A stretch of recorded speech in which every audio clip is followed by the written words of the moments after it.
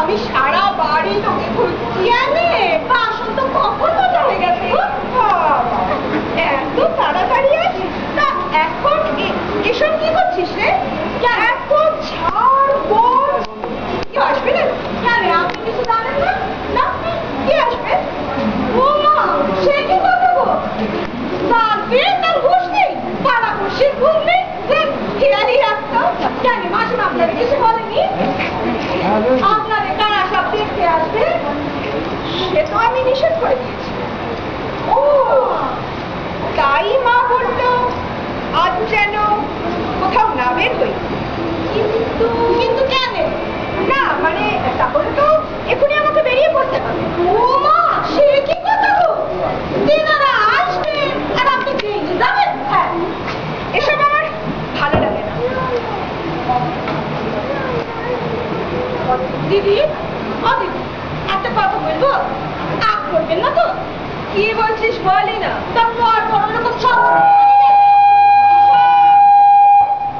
সব মেয়েদের ওই রকমই মন হয় তাই বলে বাবা তুই তো দেখছি একটা ঠাকুমার মতন কথা বলছিস তা তোরও কি এরকম মন হয়েছিল না? না আমি তো লব হয়েছিল গো। লব? হ্যাঁ লাভ ম্যারেজ। তাহলে তুই জানলি কি করে? বারবার মেয়েদের সম্বন্ধ ভেঙে গেলে মনের অবস্থা এরকমই হয়। আরে আমার দিদি তো এরকম কত সম্বন্ধ ভাঙি দেওয়ার পর তবে গিয়ে বিয়ে হয়েছিল। দিদি তো দেখতে ভালো ছিল না, এছাড়া গায়ের রংটা না ময়লাই ছিল গো। তাহলে বিয়ে হলো কি করে? আরে ওই যে আমাদের গ্রামে থাকে না ঘন্টুর বাবা, হঠাৎ মাটা মরে গেল, সে নিজে সেই কথা মেরে গেল। ঘন্টুর বাবা মানে? আরে ঘন্টুরা 5 ভাই বোন, মাটা হঠাৎ মরে গেল, ব্যাস তাই ঘন্টুর বাবা আর কি ওই রেখে বলেছে কৃপা করে তোর দিদিকে উদ্ধার করলো। দিদিও রাজি হয়ে গেল? আরে না না প্রথমে ঠিক রাজি হয়েছিল না, বয়সটা চলে আসি। কেন কত বয়স? তাই 60-65 হবে। জানেন দিদি আগে না কাকা বলেই দেখেছি গো, তা এখন জামাই বাবু বলতে হয়। তা তোর দিদির বয়স কত ছিল? এই ধরুন আমার যে 3-4 বছরের বড়, 28-29 হবে গো। এমন বিয়ে না করলে চলছিল না। কি করবে বলো? ঠিকই বলেছিস, কালো মেয়ে অভিশাপ। ওই জন্য তো ঠিক করেছিলি কি বিয়ে আর করবো না। এই কি সর্বনাশে কথা দেখো দেখি। না না আপনি এত নেকা পড়া জানা জ্ঞানী গুণী মেয়ে, আপনারা কি দেখবেন দেখবেন আপনার খুব ভালো মেয়ে হবে। হ্যাঁ হয়েছে হয়েছে দে খুব হয়েছে। এবার একটা কাজ করতো কি দিদি, এই চিঠিগুলো খুব তাড়াতাড়ি পোস্ট করে। আচ্ছা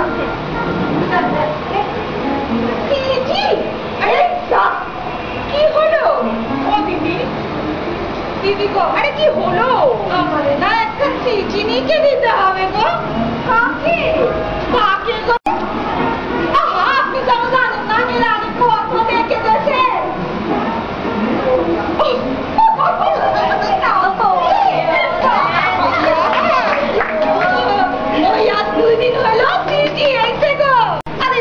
মাসিমা ঠাকুমা ওনারা থাকেন তো তাই বলতে পারিনি। আচ্ছা ঠিক আছে পরে লিখে দেবো। হ্যাঁ দিদি ওকে এক্ষুনি লিখে দিতে হবে। তো 2-4টে কথা আমার কাছে পোস্ট কার্ডও আছে। ওরে বাবা আমার এখন সময় নেই, পরে লিখে দেবো। দেখছেন আপনার তো 2 মিনিট সময় লাগবে। দেন না দিদি দেন, দেরি হলি ও যে আমার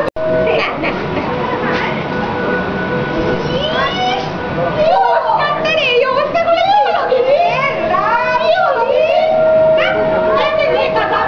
লেখা যাবে না কেন? একদম থেমে গেছে। ও তাহলে আরে এটা তো তোমার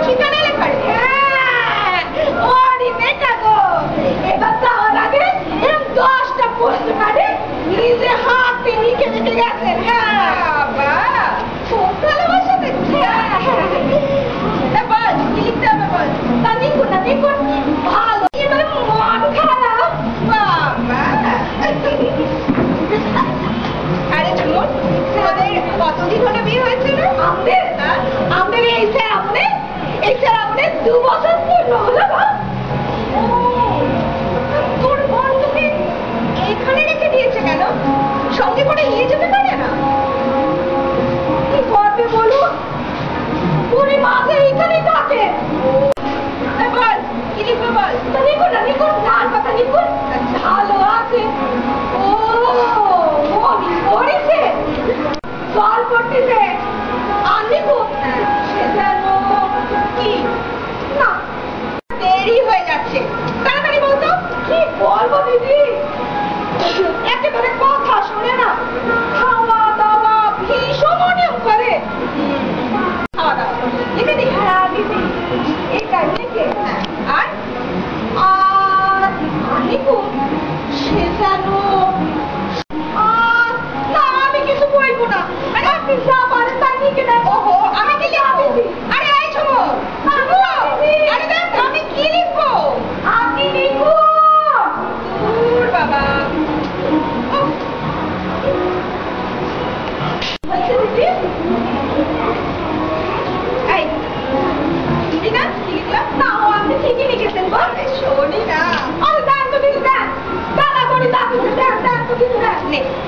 এই তোর পোস্ট কার্ড আর এই আমার, ঠিক আছে? খুব তাড়াতাড়ি পোস্ট। আচ্ছা আসার সময় কি করবি বলতো? হ্যাঁ আমরা বেরোচ্ছিস নাকি? ফেলতে যাচ্ছি। আচ্ছা তাহলে আসার সময় ভালো থেকে কিছু মিষ্টি নিয়ে আসিস। আচ্ছা এই নে টাকা। ওই 2-3 রকমের মিষ্টি নিবি, 4টে করে নিবি। আচ্ছা কি মিষ্টি? ও তুই দেখে শুনে নিস না, দেখিস খুব ছোট ছোট আবার না হয়। আজকাল আবার মিষ্টির যা বহর হয়েছে। তাহলে তো আর সঙ্গে একটা নোটা বিস্কুটের প্যাকেটও নিয়ে বলেছে তো দুজনে আসবে। একটা যদি কোনো কিছু গুছিয়ে জানো কি বলতেছিলেন, আসবি কিন্তু।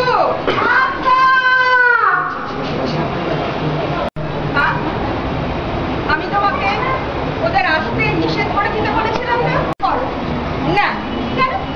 আমি যে তোমাকে বারবার বললাম। বলিস বাজে কথা। বাজে কথা নয় তো কি, কতখানি আগ্রহ প্রকাশ করলো তুমি তা নিয়ে তো কতবার আমাকে সংসার দিয়ে বসালে। কি বলে আর শুধু শুধু 4টে মিষ্টি খাওয়া। তা খা, তবু তো চেষ্টা করতে। তো আমি তাই নই মা। আমি লেখাপড়া শিখেছি, গান বাজনা জানি, আর ওই রান্না বাড়ি আর ঘরের কাজ করবো সে তো তুমি ভালোভাবেই জানো। সব জানি রে মা, সব জানি, কিন্তু দুনিয়াটা তো অন্যরকম। লোকে আগে মেয়ের রূপটাই দেখে, বুঝলি? চলো দেখে ঘৃণা করি। এই জন্যই আমি তোমাকে বলেছিলাম তুমি আর আমাকে তাহলে কথা বলবো। তবে দেখ এবার বলে তো সমান হয় না। শুনেছি এরা নাকি তোর গুণের কথা শুনেই সব বাজে কথা। না রে না, তোর গোবরটা এক পিসিমা ছিল। দাঁড়াও দাঁড়াও, গোবরটা আমার পিসি মানে সে পিঙ্কু পিসি? হ্যাঁ হ্যাঁ হ্যাঁ। না রে না, ভুলবো কেন? তার জন্য উনিও তো তাদের কম হেনস্থা করেননি। ছেলের যে আরো 3-3টে বউ আছে এই খবরটা তো উনি জেনেই সম্বন্ধটা ভেঙে দিয়েছিলেন। আগে জানলে উনি কি এত জোরে গেছে দিতেন? সে তুমি যাই বলো না। আচ্ছা এত মাথা ব্যথা কেন জানিস? তার জন্য উনি তখন বলেছিলেন যে তো উনি আনবেনই আসবে, আত্মীয় বলেই তো এত চেষ্টা করছেন। মা অনেক আত্মীয় কিন্তু দেখতে আসে। না না ও কথা বলিস না, মজা কেন? কেন আবার? সম্বন্ধটা ভেঙে তাবর তাবর শিক্ষিত লোকেরা যারা ওই দেয় তারাও কিন্তু মেয়েদের ওই কালো রংটা মেনে নিতে পারেন না। ফর্সা রুচিতে বাঁধে।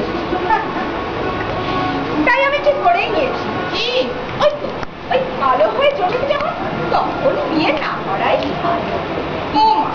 দিদি বিয়ে হয়েছে ভাড়াটিয়া কাকার সঙ্গে, দিদি 5 সন্তানের বাপ। কেন ভালো বিয়ে হয় না?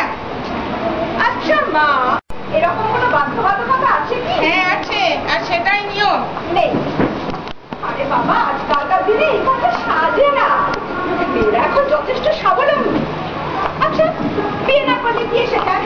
সবাইকে যে বিয়ে করতেই হবে, ছেলে কোলে নিয়ে তুই সংসারের হাড়ি ছেড়তে হবে, এরকম তো হতে পারে না।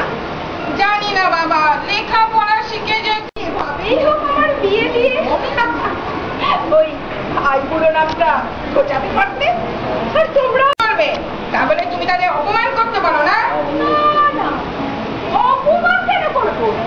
শুধু কপটে ওই 5 টাকা দামের বড় বড় মিষ্টি খাওয়া না গুছিয়ে দেবো।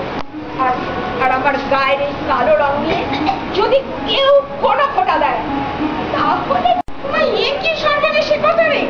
হ্যাঁ রে, তোর একই মতি গতি আমার রূপ না এই গুণের কথা শুনেই আসছে। হ্যাঁ তো, তাই তো বলছিলাম, এরাও যদি সেই আগের মতো আমার গায়ের রং নিয়ে ফোঁটা দেয়, তাহলে কি আমি ছেড়ে দেবো না?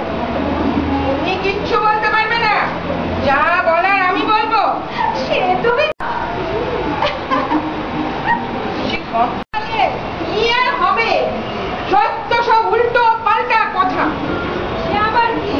ওই যারা আজ ওকে দেখতে আসবেন তাদের নাকি উনি কথা দেবেন। সে কি কথা?